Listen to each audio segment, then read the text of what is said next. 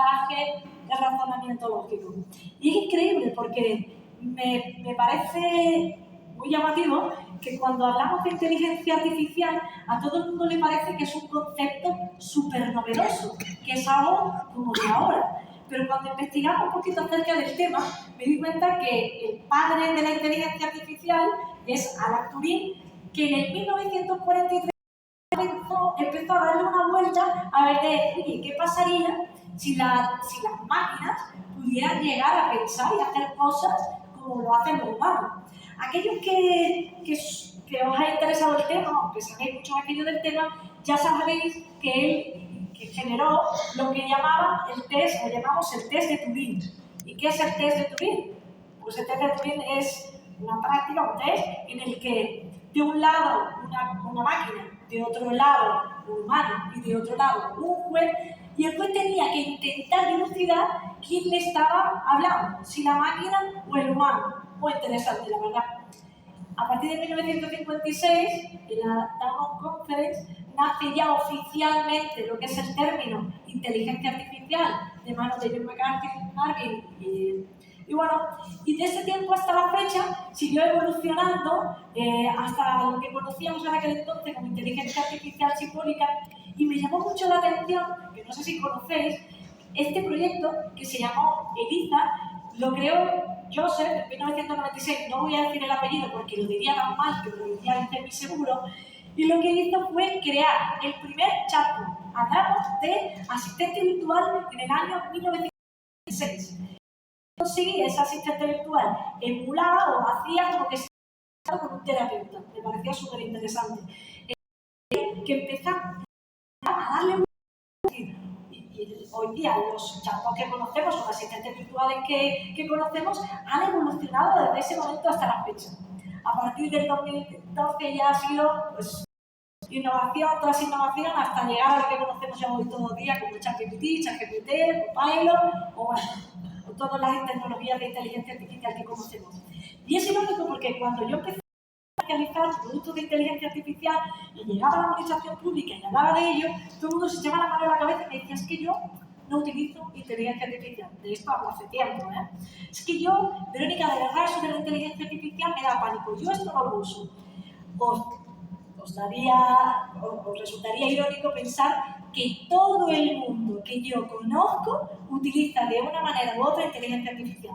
¿Por qué? Porque lo tenemos en Netflix, ya cuando nos dice qué tipo de serie deberíamos ver, o porque tenemos Siri, que también habla de que es inteligencia artificial, o incluso cuando entramos en Google y pedimos una traducción. Ya estamos hablando de inteligencia artificial cuando tratamos con él, ¿no?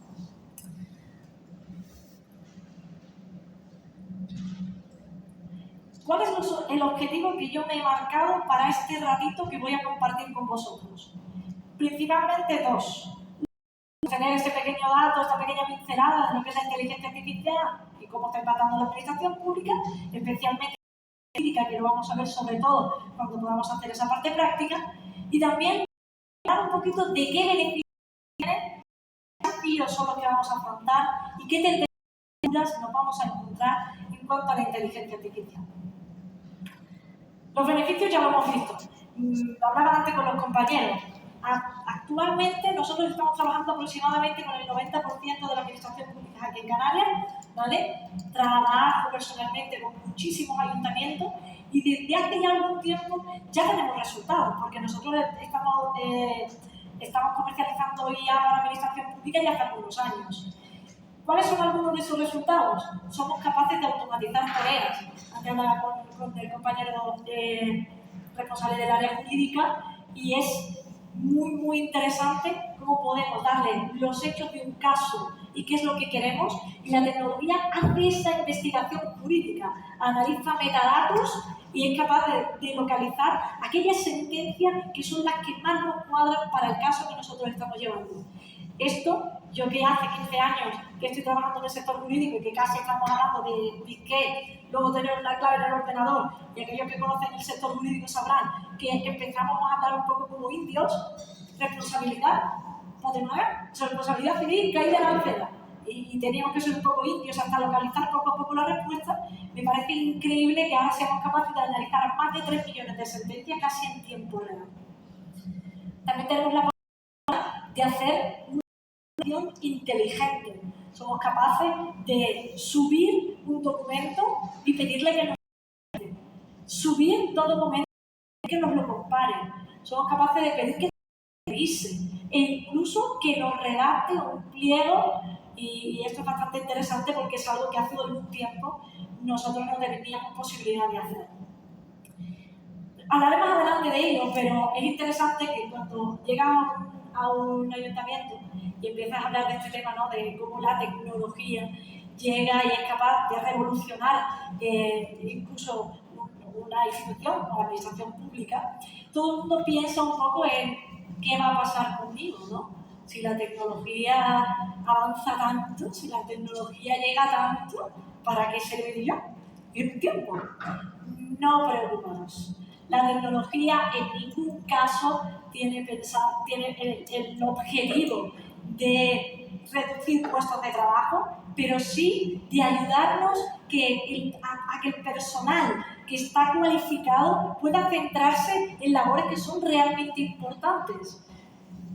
Cuando preparaba la ponencia también estaba buscando algunos ejemplos reales, ¿no?, de casos de ayuntamientos que ya están trabajando con una tecnología similar, y me parece que algún compañero va a hablar acerca de ello, pero hablando de ir al caso de, por ejemplo, el Ayuntamiento de Alcorcón, que ha creado un chatbot jurídico, y este chatbot tiene la finalidad de gestionar subvenciones. Leyendo más acerca de subvenciones deportivas en este caso, surgía un poco la duda de, jolín, es que si hay un chatbot que es capaz de gestionar este tipo de subvenciones, ¿qué está haciendo el administrador? ¿Qué está haciendo el técnico, ¿no? ¿Qué está haciendo? Pues en realidad se está enfocando en labores que son mucho más importantes, como averiguar cuál es el impacto social que está teniendo esa subvención en la persona. No es que se haya tomado un café, no es que está haciendo cualquier otra cosa, no es que podemos prescindir de él, no, es que está haciendo que su experiencia y su formación ponerla al servicio de lo que en realidad importa, que es el ciudadano. Canarias, mi tierra, casi. Yo soy de Cádiz, pero llevo 3 años trabajando aquí.